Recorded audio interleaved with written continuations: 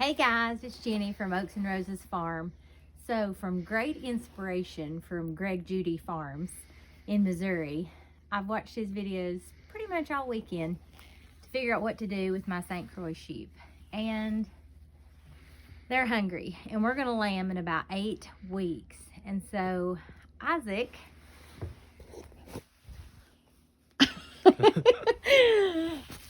come out here to help me today. So it's about 34 degrees, I think, but we are going to attempt to move my flock from their big field, which is basically bare, and we're just feeding square bales of really good hay, and we're going to try to herd them to a back field.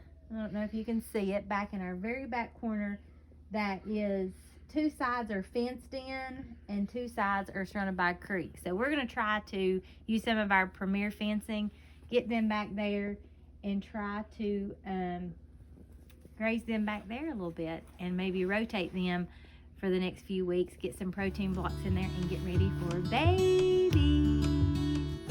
Let's go.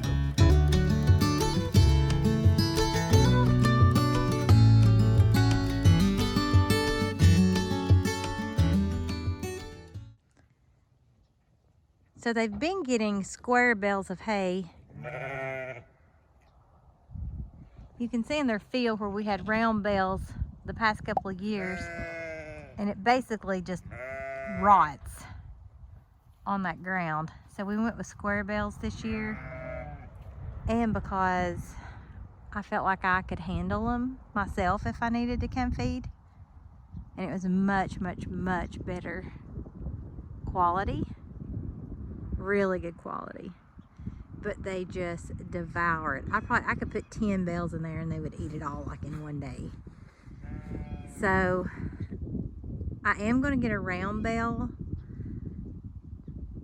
like Greg Judy suggests and just unroll it and let them have something to nibble on, and then we're going to try to move them every couple of days back to this paddock.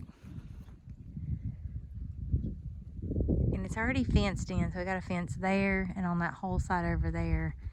In the back is a really wide creek, so we're going to run this premier fencing all the way down this side,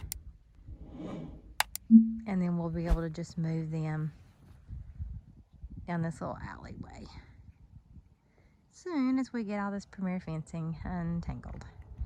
And then we'll probably do the same thing over there in a couple more weeks. And then we'll be able to let this land rest. And we're getting our soil tested this week. And so they'll be coming out to give us some suggestions on what we should seed and exactly when to seed it for our fencing, for our sheep inside of our fencing. And then we have our ram field, which is basically the same thing. It's probably actually worse shape because our ewes were over there for a couple of months.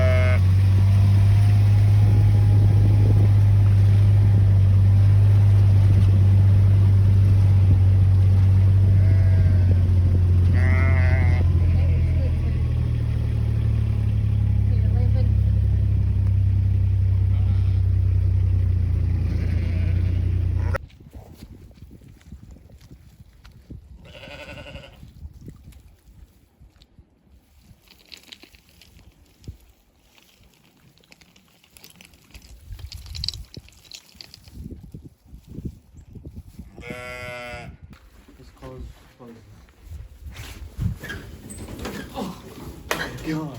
He just like jump into your arms. Yeah. Got him? He's feisty. You're feisty. And this is how we herd sheep.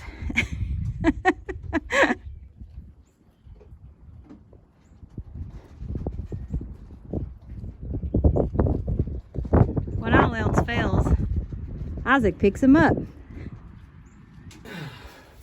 Got her? Oh goodness. Well, they have no defense mechanism, so they're just scaredy cats.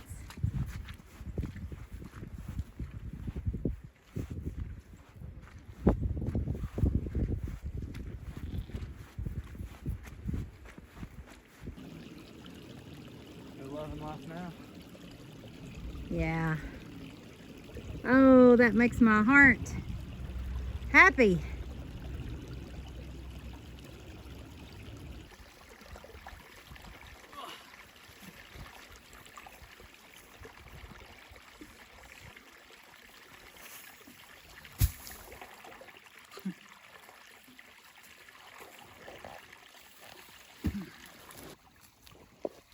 So this is Shay. She's one of our originals.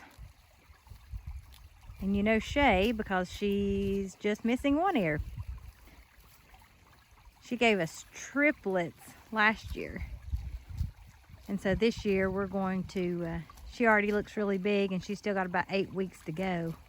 She's by far the biggest.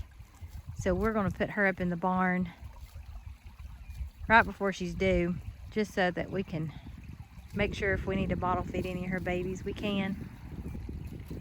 And they are glad to be in this grass. So it is, what's today's date? February 20th maybe? And we've got green grass over here. And so you can see in the field right behind them is where the ewes were in with the ram for about 2 months, and that is, there is nothing in there. It's a difference in those two fields.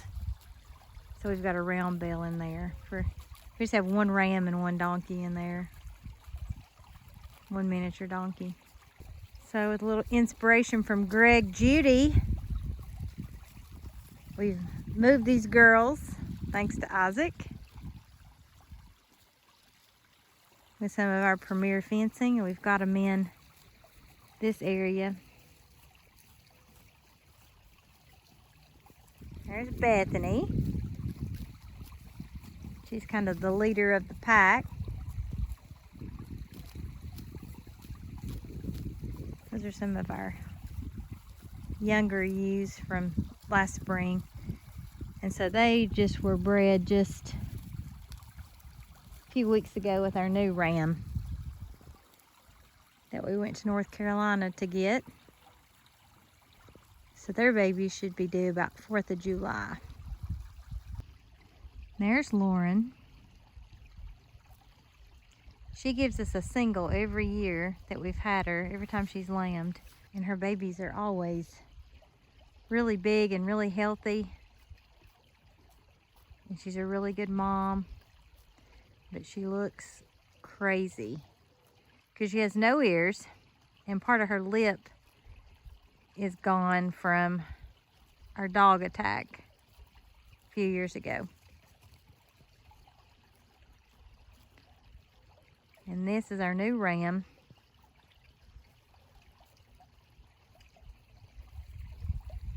And he's pretty.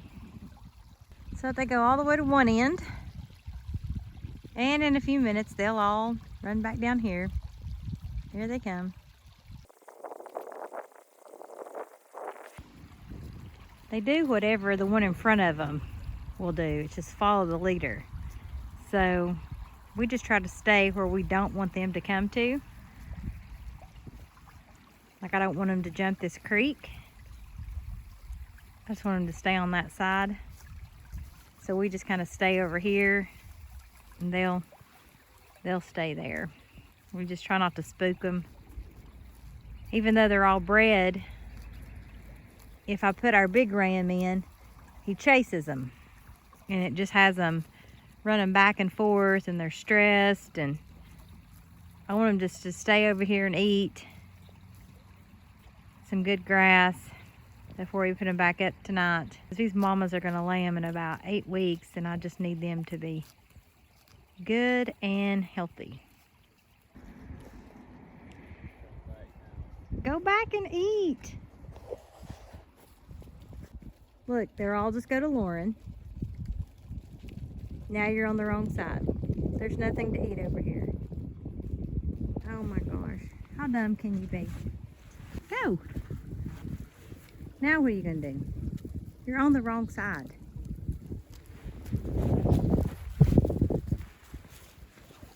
Go.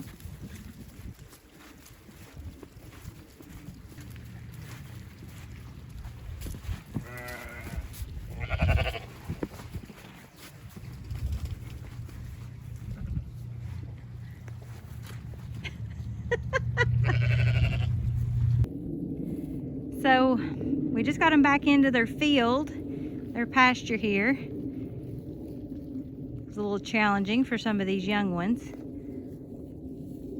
And Haley has a little limp, so we've got our hoof trimmers and we're going to try to get her while she's eating, and Isaac can hold her and I can trim up her hooves a little bit and get her cleaned up and ready to go. But everybody looks good and happy and full. And we'll try to do this every couple of days. Let them out with our premier fencing and let them graze. Thanks, Greg Judy. So we worked on Haley's front right hoof, but we'll come back out Monday and check on her, see if she's doing any better with it. I couldn't video it because Isaac had to hold her and then I had to trim, so. They're just so skittish still. I haven't spent as much time with these younger lambs as I did. The bigger user is not as scared as these babies. There's a little boy.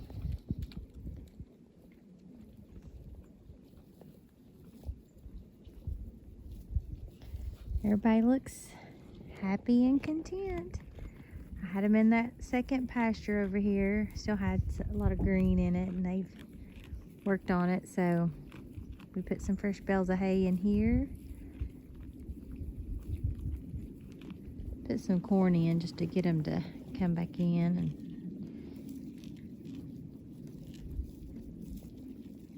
Shay's just out there making triplets, I hope.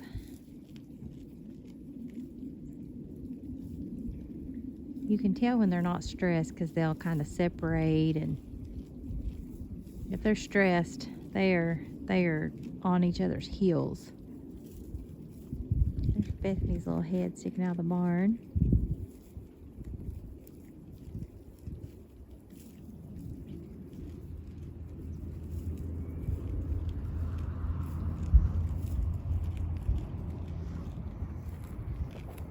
So here's Haley, number 1, and she's just eating away. Just every now and then we get one that just gets a little limp, and I just try to work on her foot a little bit and clean it out real good and work on it, and then trim all their hooves and just watch them for a couple of days. And then if they're struggling to walk and not getting up, see how she's just gimping that leg a little bit. If they do that for several days and I've worked on it and I don't see anything and I, do all that, then I'll probably get some penicillin from Travis and just give her a shot of it just to, I don't want her to be in pain and then get like an infection or something and end up losing a $350 ewe who's pregnant with possible twins that'll be worth $350 a piece over a, not giving them a shot of penicillin. So, and I really just don't like for my animals to be in pain. I may run back out here in the morning and check on her again.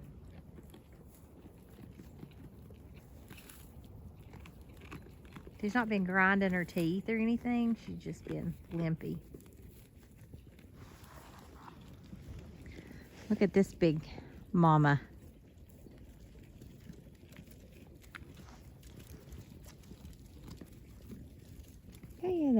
pretty though. Huh. Who are you? I think you're Debbie.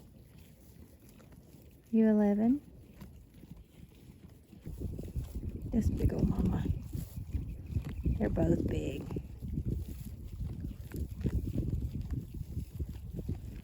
They make me nervous. I hope I don't have a bunch of triplets. It's stressful. Hey, Shay.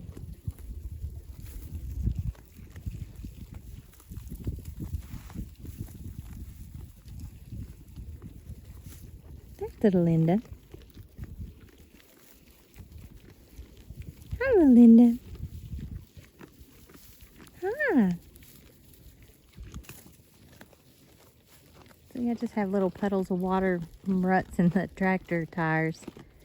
They've got a whole pond back there, but they just don't require a ton of water. You have hay stuck to your face. They're cute.